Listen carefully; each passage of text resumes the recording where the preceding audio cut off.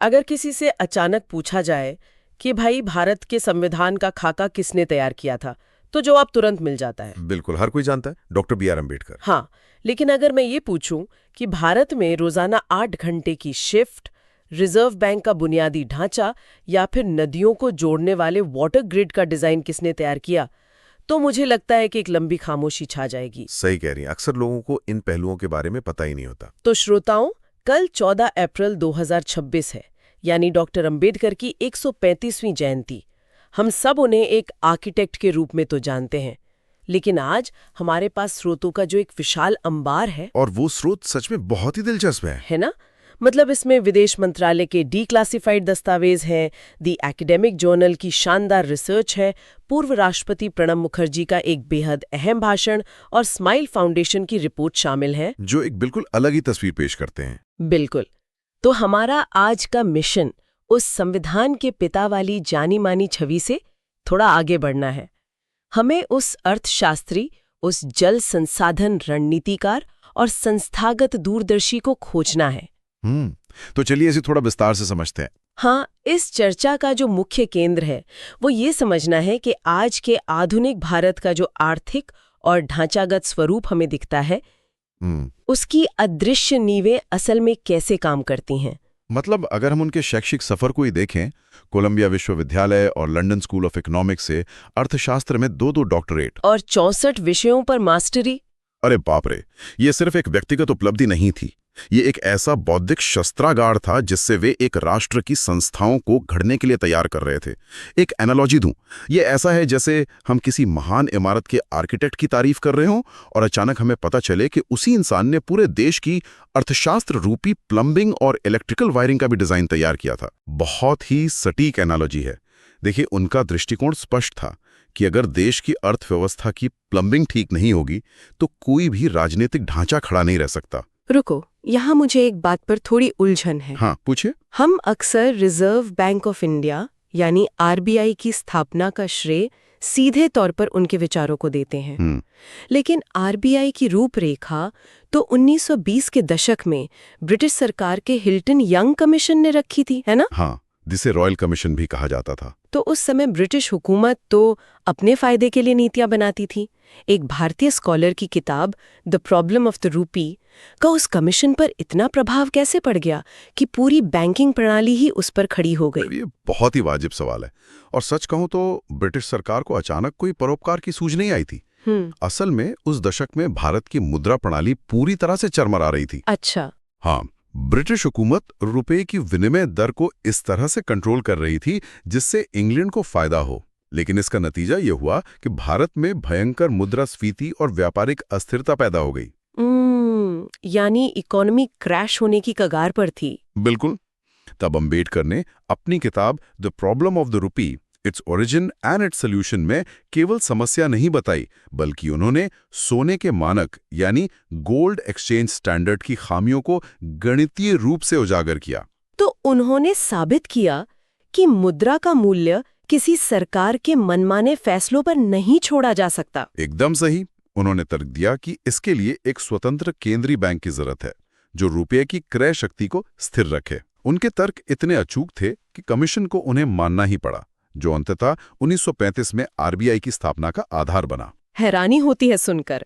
मतलब उन्होंने साम्राज्यवादी नीतियों को उनके ही आर्थिक तर्कों से हरा दिया। और इसी से जुड़ा हुआ एक और बड़ा पहलू है प्रांतीय वित्त। हाँ, दी एकेडमिक जर्नल के एक लेख में जिक्र है कि भारतीय संविधान का अनुच्छेद 280 जो वित्त आयोग बनाता है वो भी उनके शोध पर आधारित है। बिल्कुल, उनका शोध पत्र था the evolution of provincial finance in British India. अब वित्त आयोग एक ऐसी संस्था है जो केंद्र और राज्यों के बीच टैक्स का पैसा बांटती है, लेकिन ये विचार उस दौर में इतना क्रांतिकारी क्यों माना गया? क्योंकि ब्रिटिश काल में सारा पैसा एक केंद्रीय सत्ता के पास जमा होता था।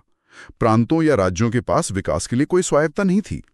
अंबेडकर ने इस बात की जड़ पकड़ी कि एक विशाल देश कभी भी एक जगह से नहीं चलाया जा सकता। मतलब अगर निचले स्तर पर स्कूल या सड़कें बनानी है तो राज्यों के पास अपना पैसा होना चाहिए। ठीक कहा। उन्होंने इस वित्तीय विकेंद्रीकरण का पूरा मैकेनिज्म तैयार किया। आज जब भी वित्त आयोग ये तय करता है कि केंद्र सरकार राज्यों को कितना पैसा देगी, तो वो उसी संस्थागत ढांचे का पालन कर रहा होता है। तो एक तरफ उन्होंने मैक्रो इकोनॉमिक्स संभाली, मुद्रा को स्थिर किया, टैक्स बंटवारे का सिस्टम बनाया, लेकिन सिर्फ पैसे से तो देश नहीं चलता ना।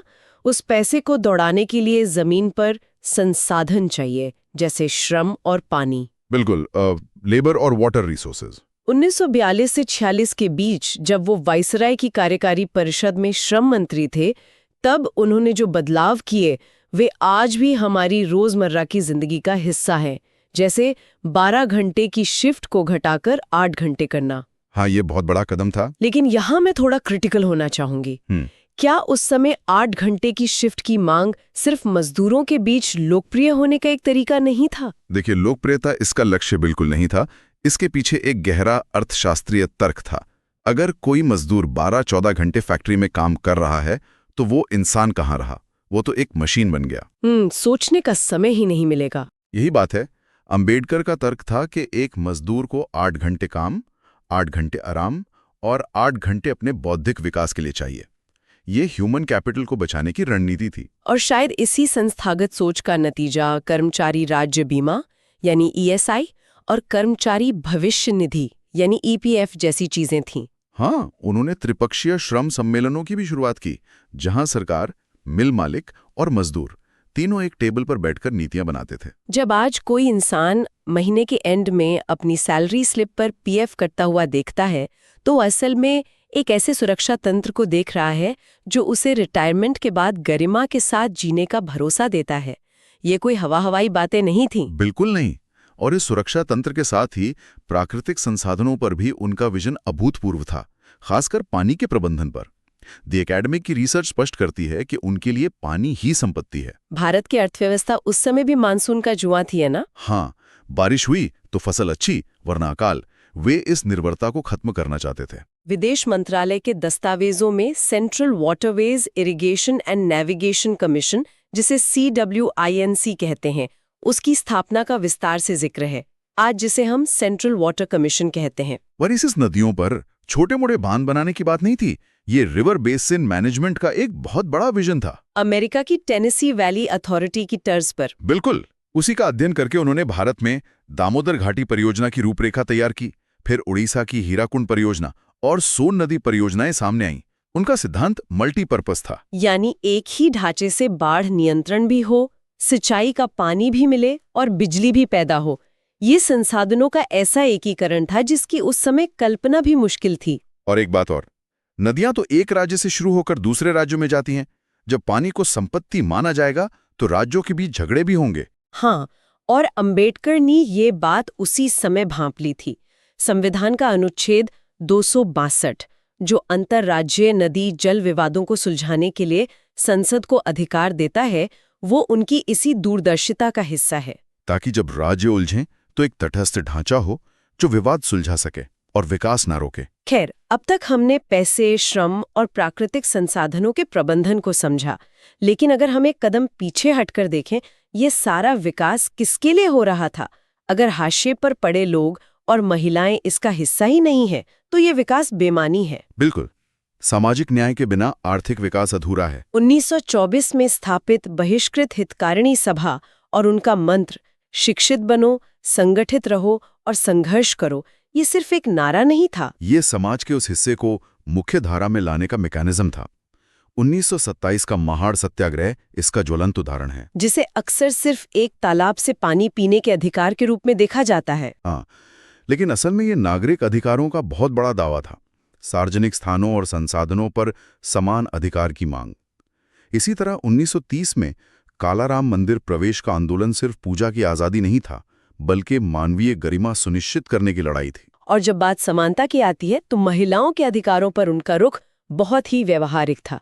स्माइल फाउंडेशन की रिपोर्ट में उनका एक कोट है, मैं किसी समुदाय की प्रगति का आकलन ये देखकर करता हूँ कि वहाँ की महिलाओं ने कितनी प्रगति की है। बहुत ही शक्तिशाली विचार है ये। अगर हम इसे एक उपमा से समझे, ये ऐसा है जैसे किसी समाज को एक पक्षी मान ले। अगर एक पंख यानी महिलाएं बंधा हुआ है, तो वो पक्षी कभी उड़ नहीं सकता। और इसी बंधे हुए पंख को खोलने के लिए उन्होंने हिंदू कोड बिल का मसौदा तैयार किया था। उस समय महिलाओं को ना तो पुश्तैनी संपत्ति में अधिकार था, ना तलाक का स्पष्ट रास्ता था। और गोद लेने के नियम भी पूरी तरह से पुरुष प्रधान थे। इस बिल ने इन क्षेत्रों में महिलाओं को पुरुषों के बराबर लाकर खड़ा कर दिया। ये सदियों पुरानी पितृसत्ता का विकेंद्रीकरण था। लेकिन भारी विरोध के कारण ये बिल संसद में उस समय पास नहीं हो सका और इसके जवाब में उन्होंने 1951 में नेहरू मंत्रिमंडल से इस्तीफा दे दिया। सत्ता के शीर्ष पर बैठकर सिद्धांतों के लिए उसी सत्ता को छोड़ देना। क्योंकि उनके लिए राजनीतिक पद केवल एक साधन था, साध्य था सामाजिक न्याय। वे मानते थे कि राजनीतिक लोकतंत्र खोखला है जब तक उसकी बुनियाद में सामाजिक लोकतंत्र न हो। और शायद इसी सामाजिक समानता की खोज में 1956 में नागपुर में उन्होंने लाखों अनुयायियों के साथ बौद्ध धर्म अपना लिया। ये जाति व्यवस्था को एक सीधी चुनौती थी और एक ऐसे दर्शन को अपनाना था जिसकी बुनियाद स्वतंत्रता, समानता और बंधुत्व पर खड़ी थी। अब अगर हम इस पूरी यात्रा को देखें, अर्थशास्त्र का ज्ञान, जल और श्रम का प्रबंधन और सामाजिक न्याय का संघर्ष, तो ये सभी धागे मिलकर भारत के संविधान के निर्माण में एक साथ गुंथ जाते हैं। एक प्रारूप समिति यानी ड्राफ्टिंग कमेटी के अध्यक्ष के रूप में उन्हें इन सभी जटिलताओं को एक कानूनी रूप देना था। हाँ, और पूर्व राष्ट्रपति प्रणब मुखर्जी के एक भाषण में इस बात का गहराई से विश्लेषण है। उन्होंने एक डिबेट का जिक्र किया कि भारत के लिए कौन सी प्रणाली चुनी जाए, अमेरिका जैसी राष्ट्रपति प्रणाली या ब्रिटेन जैसी संसदीय प्रणाली। और डॉक्टर अंबेडकर ने स्थिरता के बजाय जवाबदेही को चुना। लेकिन मेरा सवाल ये है कि एक नए आजाद हुए देश को, जिसे इतने सारे टुकड़ों को जोड़कर बनाया गया था, स्थिरता की ज्यादा जरूरत नहीं थी क्या? सतह पर देखने में ऐसा लग सकता है। राष्ट्रपति प्रणाली में सरकार स्थिर होती है, लेकिन उसका मूल्यांकन केवल कुछ वर्षों बाद चुनाव के समय होता है। अंबेडकर का तर्क था कि भारत जैसे विशाल देश में, जहां सदियों से लोगों को दबाया गया है, हर वर्ग को रोज अपनी बात रखने का मौका मिलना चाहिए। मतलब दैनिक जवाबदेही होनी चाहिए। बिल्कुल। संसद में प्रश्नकाल के जरिए, बहसों के जरिए और अविश्वास प्रस्ताव के खतरे के जरिए सरकार को हर दिन जवाब देना पड़ता है, ताकि कोई भी सरकार निरंकुश न हो पाए। और सिर्फ अधिकारों की बात नहीं की, उन्होंने उन्हें सुरक्षित करने का मैकेनिज्म भी दिया। अनुच्छेद 32 संवैधानिक उपचारों का अधिकार, जिसे उन्होंने संविधान की आत्मा कहा था। क्योंकि अगर मौलिक अधिकारों का हनन होता है तो ये सीधे सुप्रीम कोर्ट जाने की ताकत देता है। और स्वतंत्र संस्थाओं की भी मजबूत वकालत की। अनुच्छेद 324 के तहत चुनाव आयोग और कैग यानी नियंत्रक एवं महालेखा परीक्षक। कैग का काम ही ये देखना है कि जनता का एक एक पैसा सही जगह खर्च हो रहा है या नहीं। जब हम चुनाव आयोग या कैग जैसी संस्थाओं को देखते हैं तो उनका विजन समझ आता है, और यही कारण है कि आज दुनिया उन्हें किस रूप में देखती है। 2016 में संयुक्त राष्ट्र ने उनकी 125वीं जयंती मनाई थी। हाँ, 156 देशों की भागीदारी के साथ। कनाडा से लेकर अमेरिका के कोलोराडो तक 14 अप्रैल को समानता दिवस घोषित किया गया है। दुनिया भर में उनकी तुलना मार्टिन लूथर किंग और नेल्सन मंडेला से की जा रही है। वैश्विक मंच पर उनकी इस स्वीकार्यता का बड़ा कारण है संवैधानिक तरीकों में उनका विश्वास। उन्होंने हमेशा रक्तहीन क्रांति का रास्ता चुना। यानी बदलाव सड़कों पर हिंसा से नहीं, बल्कि संसद में बहस से आना चाहिए। बिल्कुल। जब संवैधानिक रास्ते खुल चुके हों तो अराजकता का कोई औचित्य नहीं रह जाता। ये एक बेहद शक्तिशाली विचार है। तो श्रोताओं, इन सारे स्रोतों का निचोड़ क्या है? हमने अर्थशास्त्र से शुरुआत की, बुनियादी ढांचे से होते हुए सामाजिक न्याय और संविधान को समझा। ये पूरी यात्रा उसी एक मंत्र पर वापस आती है: शिक्षित बनो, संगठित रहो और संघर्ष करो। सही कहा। 14 अप्रैल को जो जयंती मनाई जाती है, जिसकी शुरुआत 1928 में पुणे में सदाशिव रणपिसे ने की थी, वो सिर्फ कैलेंडर में दर्ज एक छुट्टी का दिन नहीं है। ये हर नागरिक के लिए एक मूल्यांकन का दिन है। ये मैं साझा करना चाहूंगा। जी बिल्कुल। आज 2026 में जब पूरी दुनिया संयुक्त राष्ट्र के सतत विकास लक्ष्यों यानी सस्टेनेबल डेवलपमेंट गोल्स की बात कर रही है, जिनका लक्ष्य 2030 तक गरीबी, लैंगिक असमानता को खत्म करना और मजबूत संस्थाओं का निर्माण करना है, तो ये देखना अकल्पनीय लगता है कि डॉक्टर अंबेडकर 1940 के दशक में ही भारत के लिए ठीक इन्हीं लक्ष्यों का पूरा कानूनी खाका तैयार कर चुके थे। अरे वाह! मतलब जो दुनिया आज हासिल करने के लिए संघर्ष कर रही है, उसका पूरा ब्लूप्रिंट वे 8 दशक पहले ही मेज पर रख गए थे। बिल्कुल। इसलिए श्रोताओं, अगली बार जब आप किसी सार्वजनिक नल से पानी पिएं, अपने मोबाइल पर अपना पीएफ स्टेटमेंट चेक करें या मतदान केंद्र पर जाकर वोट डालें, तो उस विशाल इमारत की अदृश्य नींवों को जरूर याद कीजिएगा। उस संस्थागत प्लम्बिंग और वायरिंग को और उस आर्किटेक्ट के दृष्टिकोण को जिसने ये सब संभव बनाया। इसी विचार के साथ हम आज का ये विस्तृत विश्लेषण यहीं समाप्त करते हैं। गहराई में छुपे उन बुनियादी ढांचों पर हमेशा सवाल उठाते रहें और सीखते रहें।